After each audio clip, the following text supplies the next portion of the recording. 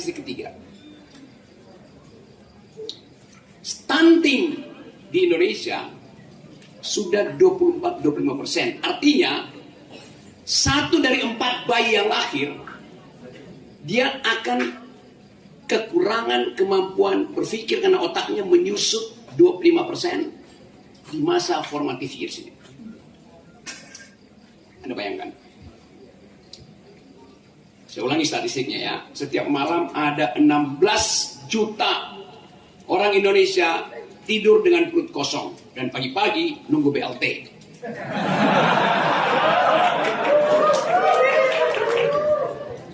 Ada keputusan. Sri Mulyani tadi pagi bilang bantuan beras akan diperpanjang sampai 2022 tahun ke depan, 2023-2024. Sepanjang tahun pemilu akan ada bantuan beras 10 kg.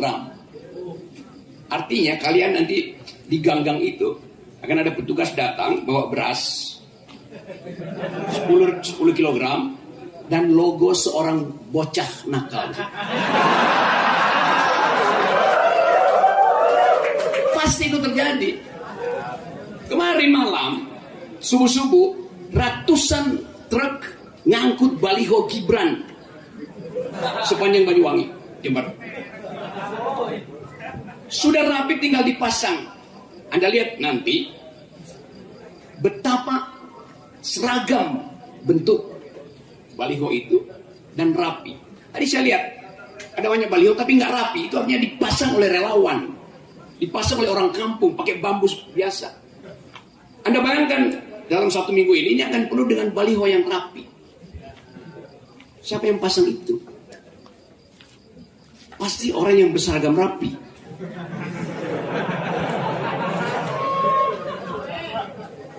Saya bikin hitungan, kira-kira akan ada 15 juta baliho seluruh Indonesia yang akan dipasang atas nama PSI.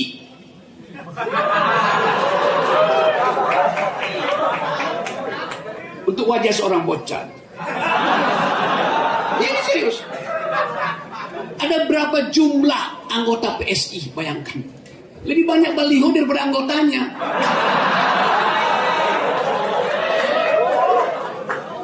Jadi dengan matematika kecil kita tahu bahwa ada pengerahan aparat. Karena itu jauh-jauh hari, tadi pagi Muldoko bicara di depan istana, tidak akan ada intervensi. Kenapa? Karena ASN, Polri, TNI dilarang melakukan intervensi. That's normative. Sama Jokowi bilang, gak akan ada utang. Sama aja. Apa yang diucapkan beda dengan apa yang dilakukan. Besok saya mau hadiri pertemuan ilmiah Himpunan Hipnotis Indonesia. Serius, ada himpunan itu. Saya pembicara besok.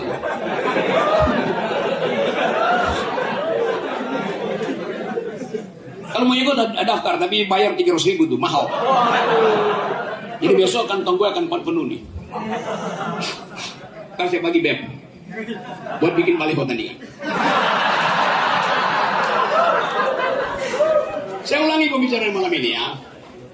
Ada 9 juta keluarga, 17 juta manusia Indonesia kelaparan. Setiap bayi yang lahir dibebani utang 50 juta per bayi. Setiap satu dari bayi yang lahir akan kehilangan 25% otaknya. Dengan statistik ini, Anda proyeksikan Indonesia emas yang dijadikan Jokowi, bonus demografi, masuk akal nggak? Saya tambahin statistiknya. 80% dari pemilih Indonesia hanya sekolah 7 tahun, artinya tidak lulus SMP. Bonus demografi itu kah? Tidak lulus SMP, kalau dia hamil, bayinya kemungkinan kena nutrisi 25% dan pasti bayar utang 50%, 50 juta. Dan keluarganya akan tidur dalam keadaan lapar. Bagaimana kita membayangkan bonus demografi dengan keadaan seperti itu? Saya ingin kalian berpikir, semua ucapan yang keluar dari istana itu lebih buruk dari bungkus kacang. Tidak ada ide di dalam negeri ini yang memungkinkan kita percaya bahwa akan ada bonus demografi, akan ada Indonesia emas. Ini saya mulai dengan ilustrasi kecil.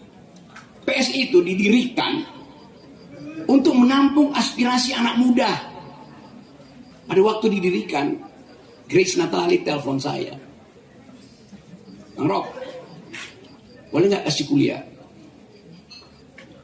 Untuk pertama kali partai itu membuat diskusi tajam untuk membahas ide tentang solidaritas. What is this thing called solidarity? Apa sih solidaritas itu? The idea behind bunga mawar itu apa? Saya kasih kuliah kira-kira 3 jam tentang ini. Saya mulai dengan revolusi Prancis menerangkan bahwa solidaritas ditumbuhkan oleh satu peristiwa berdarah di tahun 1789 di alun-alun kota Paris jam 10 pagi ketika Raja Louis XVI yang mengklaim dirinya bahwa mahkota dia tidak mungkin copot dari kepalanya karena dipasangkan oleh Tuhan. Louis XVI karena perbuatan otoriter dia menyebabkan Prancis bangkrut. Dia diseret di 1769. Revolusi Prancis itu 13 tahun setelah Revolusi Amerika. Revolusi Amerika itu 1776 tambah 13 1789. Si raja ini, pimpinan dinasti Prancis ini, ditaruh persis di bawah pisau gilotin. Lalu raja bilang, coba kita uji apakah betul mahkotamu tidak akan copot dari kepalamu, dipotong kepalanya. Yang suruh bayangkan ini terjadi di depan Monas ya.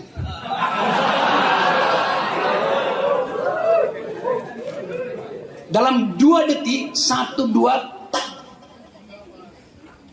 Yang copot bukan sekedar mahkotanya copot dari kepalanya copot dari badannya.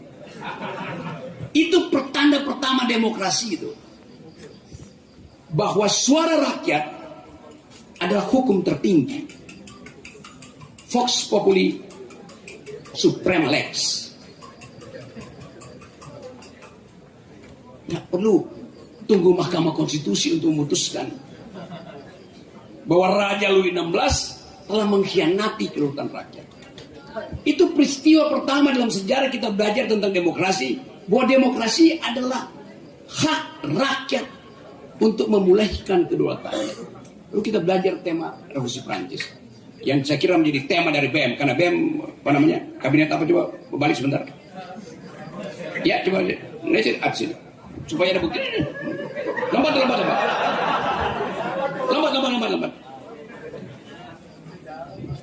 Naikkan ke atas. Kabinet Revolusioner 2023 BEM Iki Pune. Ya.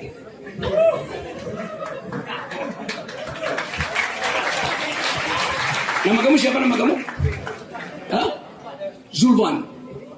Louis Zulfan Bonaparte.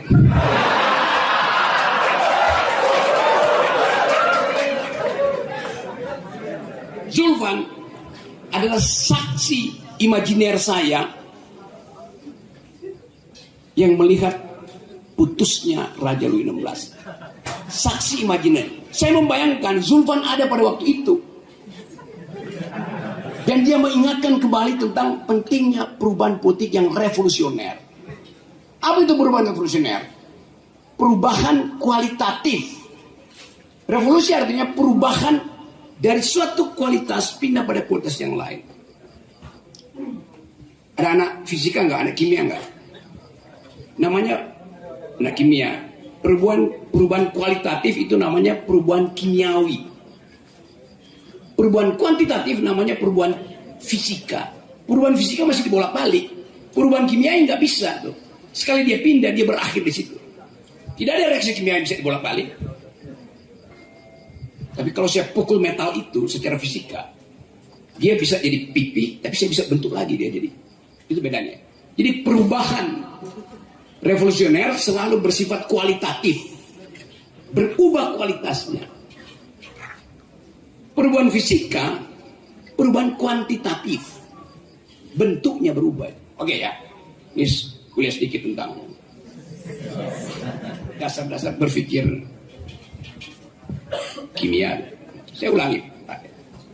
Jadi sejak ada Revolusi Prancis, kita punya ide tentang solidaritas, yaitu ada 3 sih diktum Revolusi Prancis. Liberté, égalité, fraternité. Liberté artinya kebebasan, égalité artinya persamaan, fraternité artinya persaudaraan. Itu dasar solidaritas yang kemudian saya terangkan pada teman-teman muda di PSI. Yang pintar-pintar ada beberapa yang PhD. Lalu saya terangkan pada mereka, bunga mawar itu adalah simbol sosialisme Eropa. Mawar merah itu simbol partai-partai buruh Eropa. Simbol gerakan kiri Eropa yang menghendaki ada keadilan sosial. Sekarang Anda tanya pada Saudara Kaisang, apa artinya solidaritas? Kalau untuk pasang baliho aja, dia minta solidaritas aparat berdasarkan perintah bapaknya. Kita harus bikin hipotesis begitu, karena kita nggak mungkin kasih keterangan kalau begitu.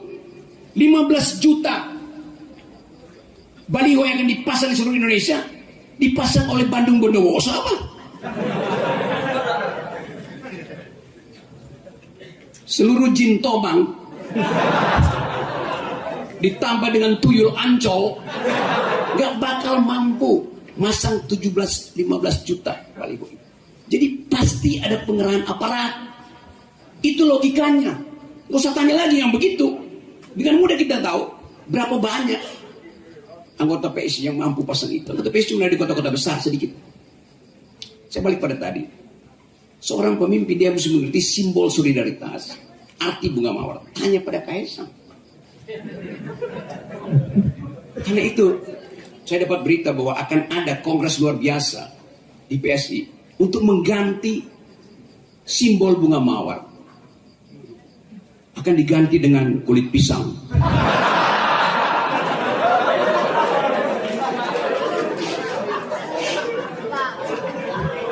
Ya karena itu yang cuma dia tahu.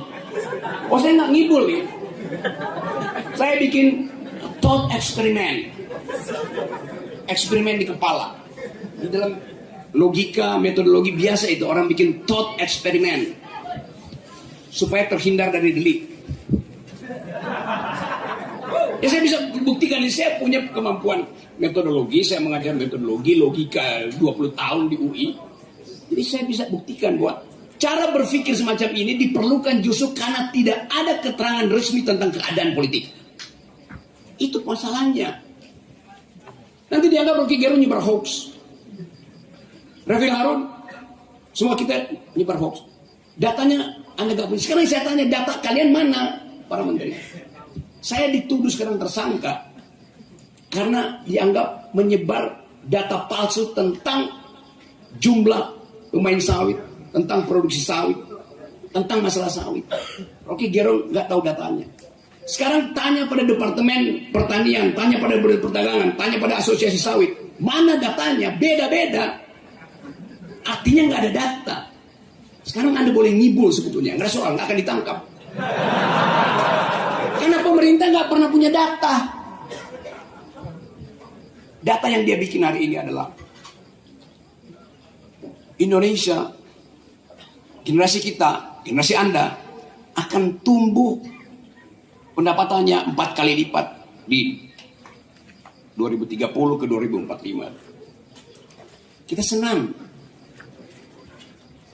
Tetapi yang disebut bonus demografi itu adalah perbandingan antara generasi di Indonesia dengan yang ada di Taiwan, Thailand, Vietnam, Singapura, Malaysia. Anda bertumbuh 10 kali lipat, Malaysia bertumbuh 30 kali lipat, tetap Anda miskin. Begitu cara berpikirnya, yang gak pernah diterangkan oleh kementerian, oleh kabinet. Bonus demografi adalah perbandingan antara kapasitas Anda dengan kapasitas generasi sejenis Anda di lingkungan Asia minimal. Itu namanya bonus demografi. Udah, nggak dapat bonus waktu saya.